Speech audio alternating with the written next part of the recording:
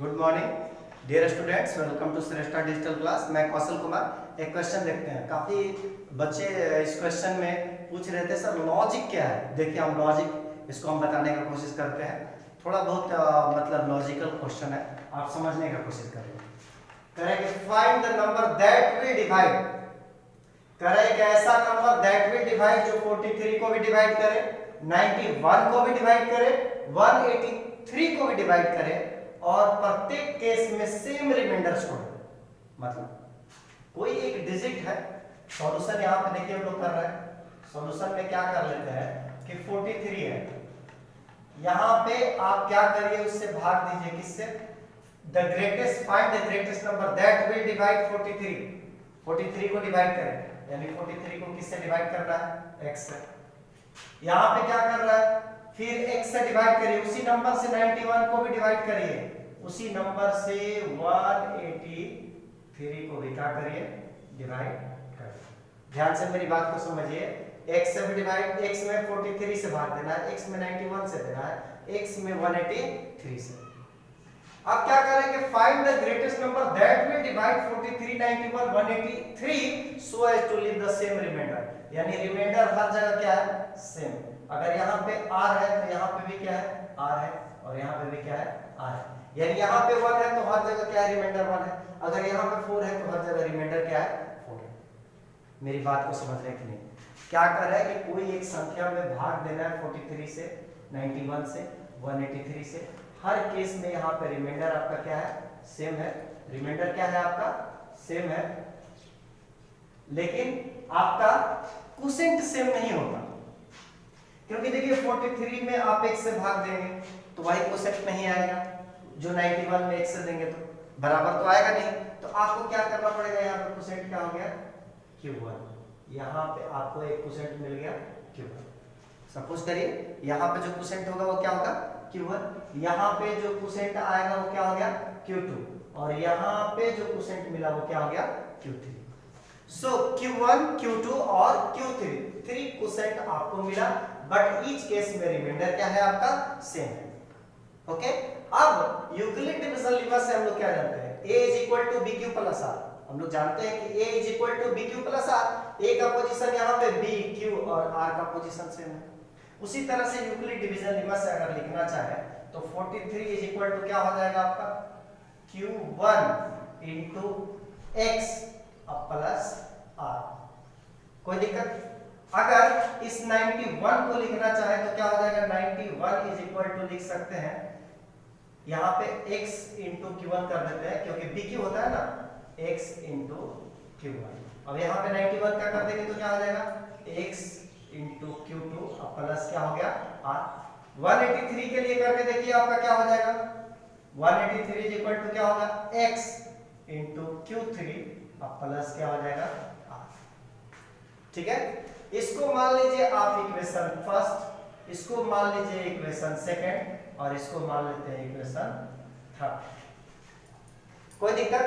अब देखिए इसमें 43, 91 और 183 इन तीनों में हम लोग क्या करते हैं? एक संबंध स्थापित करने का कोशिश करते हैं। एक संबंध किस तरह का स्थापित कर रहे हैं आप देखने का कोशिश करिए। हम क्या कर रहे हैं कि इन दोनों को सब माइनस करते हैं। सेकंड में से 2 को, 3 में से 2 को, दोनों केस में हम लोग क्या करते हैं? माइनस करते हैं। तो देखिए क्या करते हैं, इक्वेशन क्या कर रहे हैं? 2 और माइनस क्या कर दे रहे हैं? इक्वेशन 1। तो आपका क्या हो जाएगा रिजल्ट? 2 में से 91 माइनस 43, आपका क्या आ जाएगा रिजल्ट? 91 माइनस 43। तो 91 में से 43 घटाइए, कितना हो जाएगा? 11 में से 3 घटा 8, और ये क्या हो जाएगा आपका? 8 में से 4 घटा 4, तो आपका आ गया रिजल्ट 48। यानी कि आप डायरेक्ट यहाँ पे लिख देते हैं 48। कोई दिक्कत? इसमें से इसको घटाया, रिजल्ट क्या आ गया आपका? 48। अब उसके बाद ये देखिए r और r दोनों क्या हो गया? कैंसिल हो गया। इस r में से इस r को दोनों को घटाया तो क्या हो गया? कैंसिल हो गया। अब क्या बचा? अगर आपको ज्यादा अगर ऐसे दिक्कत हो रहा है तो आप ऐसे भी कर सकते हैं, x q2 plus r minus क्या कर देंगे? x q1 माइनस क्या हो जाएगा आपका?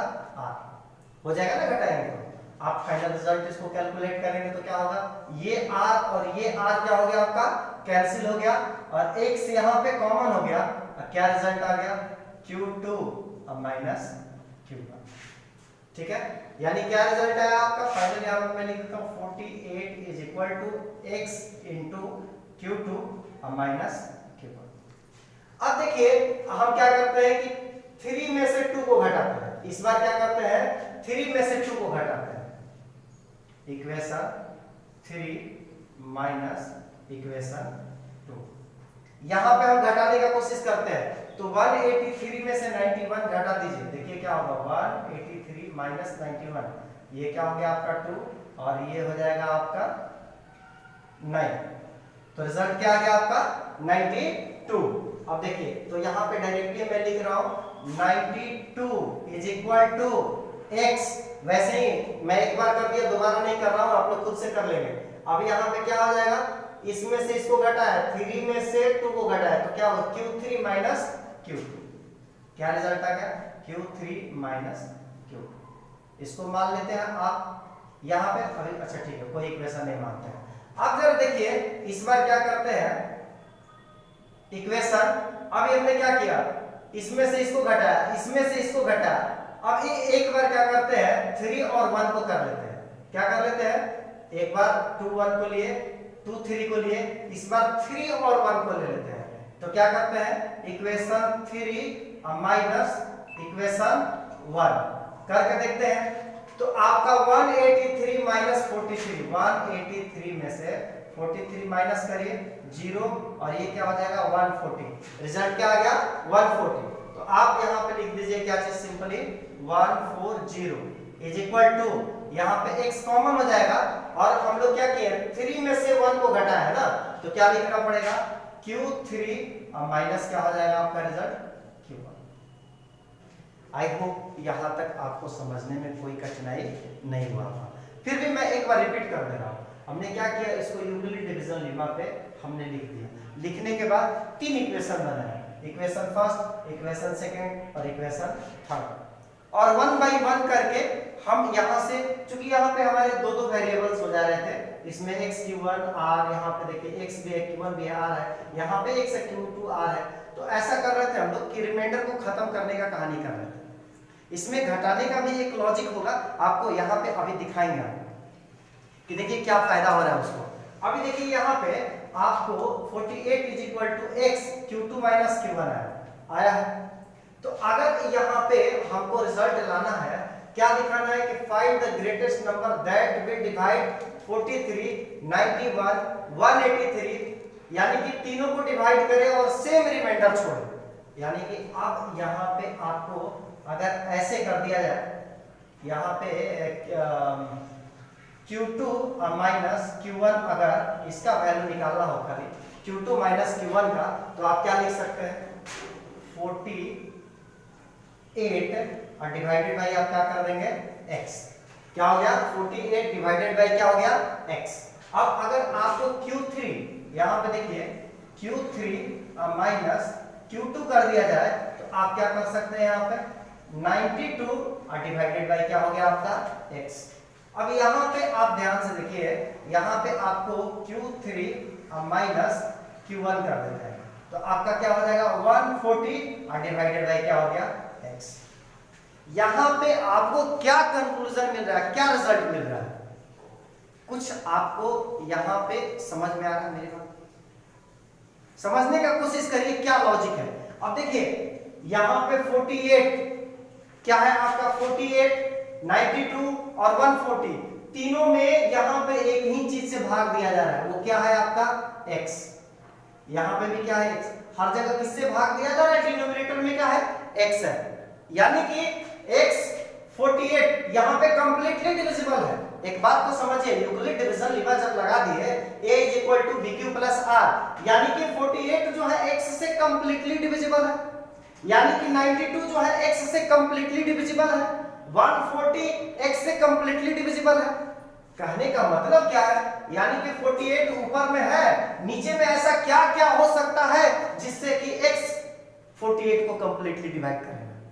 आप बोल सकते हैं सब 48 होगा, सबसे बड़ा तो क्या होगा 48 हो सकता है, सबसे बड़ा आपका क्या हो सकता है 48 हो सकता है।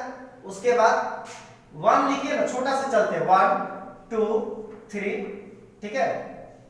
उसके बाद क्या होगा 4, आप क्या कर सकते हैं 4 के बाद 6 एंड सो ऑन। इस तरह से आप निकालते जाइएगा, 1 से चलते जाइएगा 48 तक। सीधा सीधा शब्दों में हम कह सकते हैं कि ये कोई चीज और नहीं है, 48 का क्या है फैक्टर है। यानी कि मैं यहां पे मिटाने का थोड़ा कोशिश कर रहा हूं, आप ध्यान दीजिएगा। यानी x जो है 48 का फैक्टर है। यहां पे लिख सकते हैं it is clear that x is factor of 48। x क्या है बाबू 48 का फैक्टर है। यहां पे क्या बोलेंगे x किसका फैक्टर है 92 का। x इज फैक्टर ऑफ क्या लिखेंगे 92। अगेन लिख सकते हैं कि x इज फैक्टर ऑफ किसका 140। अब क्या यहां पे हमने रिजल्ट निकालना है, हम क्या रिजल्ट निकालने जा रहे हैं। x जो है 48 का भी फैक्टर है, x जो है 92 का भी फैक्टर है, x जो है 140 का भी फैक्टर है। इसका मतलब है इट मींस दैट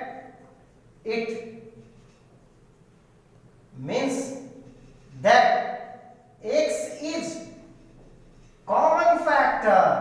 x क्या हो गया बाबू कॉमन फैक्टर ऑफ किसका कॉमन फैक्टर है 48, 92 और 140। यहां पे लिखे ना x 48 का भी फैक्टर है, x 92 का भी फैक्टर है, x 140 का भी फैक्टर है। It means that x is common factor of 48, 92, 140। क्या हो गया x 48 का भी फैक्टर, 92 का भी और किसका 140 का भी, है ना। अब यहां पे तीनों में अगर कॉमन फैक्टर निकाला जाए, यानी कि तीन चीज में अगर कॉमन फैक्टर निकालना हो 48 में, 92 में और 140 में, तो हम लोग क्या करते हैं सोच के बताइए ना।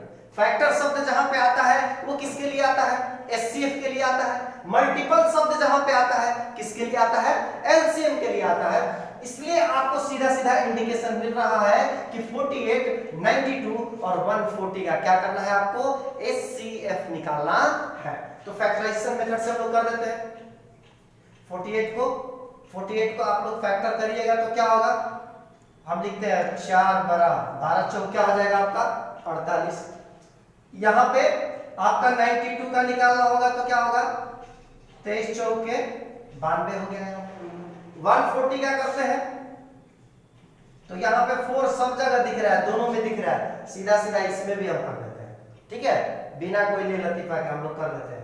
तो क्या होगा 4 3 जा 12 है ना, तो चलती है 12 2 बचा 4 5 20, यानी यहाँ पे क्या आ जाएगा 45। यहाँ पे क्या है, अब देखिए तीनों में ऐसा कॉमन फैक्टर क्या है, तीनों में कॉमन फैक्टर क्या है आपका 4 है। यानी कि आप 4 जो है 48 को भी डिवाइड करेगा, 92 को भी करेगा और 140 को भी करेगा। यानी 4 से अगर 48 में भाग दिए, 12 चौक 48, 23 चौक के 92 और 45 चौक के 140, है ना। तो आपको क्या हो गया, इन सबको क्या कर रहा है काट रहा है ना, ठीक है। अब जरा देखिए अब क्या हम कर रहे हैं। अब आपका जो यहाँ पे एक और उद्देश्य क्या था कि ये आपको क्या कर रहा, find the greatest number that will divide 43, 91, 183। अब ये तो डिवाइड कर दिया, लेकिन यहाँ पे आपको रिमाइंडर चाहिए, same remainder in each case, है ना।